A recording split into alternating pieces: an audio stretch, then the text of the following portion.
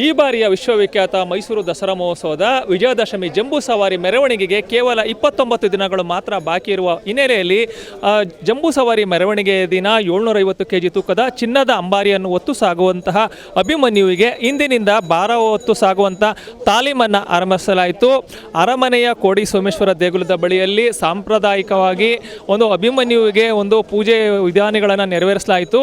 ಆನೆಗಳ ಅರ್ಚಕರಾಗಿರುವಂಥ ಪ್ರಹ್ಲಾದರಾವ್ರವರು ಅಭಿಮನ್ಯುವಿಗೆ ಒಂದು ವಿಶೇಷ ಪೂಜೆಯನ್ನು ನೆರವೇರಿಸಿದರು. ಈ ಒಂದು ಸಂದರ್ಭದಲ್ಲಿ ಅಭಿಮನ್ಯುವಿನ ಎಡಬಲದಲ್ಲಿ ಕಾವೇರಿ ಮತ್ತು ಹೇಮಾವತಿ ಆನೆಗಳು ಕುಮ್ಕಿಯಾಗಿ ಭಾಗಿಯಾಗುವ ಮುಖಾಂತರ ಈ ಒಂದು ಭಾರ ಹೊತ್ತು ಸಾಗುವಂತಹ ಒಂದು ತಾಲೀಮಿಗೆ ಮೆರವಣಿಗೆಯನ್ನು ತಂದು ಅಂತ ಹೇಳ್ಬೋದು.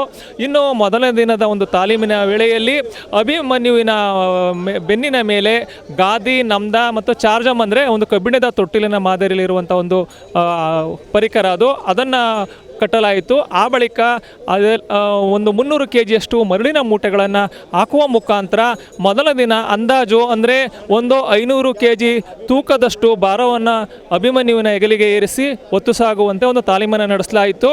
ಈ ಒಂದು ಸಂದರ್ಭದಲ್ಲಿ ಅರಣ್ಯ ಇಲಾಖೆಯ ಒಂದು DCF ಆಗಿರುವಂಥ ಪ್ರಭುಗೌಡ ಸೇರಿದಂತೆ ಅರಣ್ಯ ಇಲಾಖೆಯ ಹಿರಿಯ ಅಧಿಕಾರಿಗಳು ಉಪಸ್ಥಿತರಿದ್ದು ಒಂದು ಭಾರ ಹೊತ್ತು ಸಾಗುವಂತಹ ಅಭಿಮನ್ಯುವಿಗೆ ಒಂದು ಗಾದಿ, ನಮ್ದ ಒಂದು ಚಾರ್ಜಮ್ನ ಕಟ್ಟುವಂಥ ಸಂದರ್ಭದಲ್ಲಿ ಒಂದು ಮಾರ್ಗದರ್ಶನ ನೀಡುತ್ತೆ ಅಂತ ಹೇಳ್ಬೋದು. ಈ ಮುಖಾಂತರ ವಿಜಯದಶಮಿ ಜಂಬೂ ಸವಾರಿ ಮೆರವಣಿಗೆಯಲ್ಲಿ 750 kg ತೂಕದ ಚಿನ್ನದ ಅಂಬಾರಿಯನ್ನು ಹೊತ್ತು ಸಾಗುವಂತಹ ಅಭಿಮನ್ಯುವಿಗೆ ಈ ಒಂದು ಭಾರ ಹೊತ್ತು ಸಾಗುವಂಥ ತಾಲೀಮನ್ನು ನಡೆಸುವ ಮುಖಾಂತರ ಒಂದು ಜಂಬೂ ಸವಾರಿ ಮೆರವಣಿಗೆಗೆ ಅಭಿಮನ್ಯುವನ್ನು ಅಣಿಗೊಳಿಸೋದಕ್ಕೆ ಈಗ ಅರಣ್ಯ ಇಲಾಖೆ ಮುಂದಾಯಿತು ಅಂತಲೇ ಹೇಳ್ಬೋದು. ಕ್ಯಾಮ್ರಾ ಪರ್ಸನ್ ಅರ್ಜುನ್ ಜೊತೆ ರಂಗಸ್ವಾಮಿ, ಪ್ರತಿನಿಧಿ ನ್ಯೂಸ್, ಮೈಸೂರು.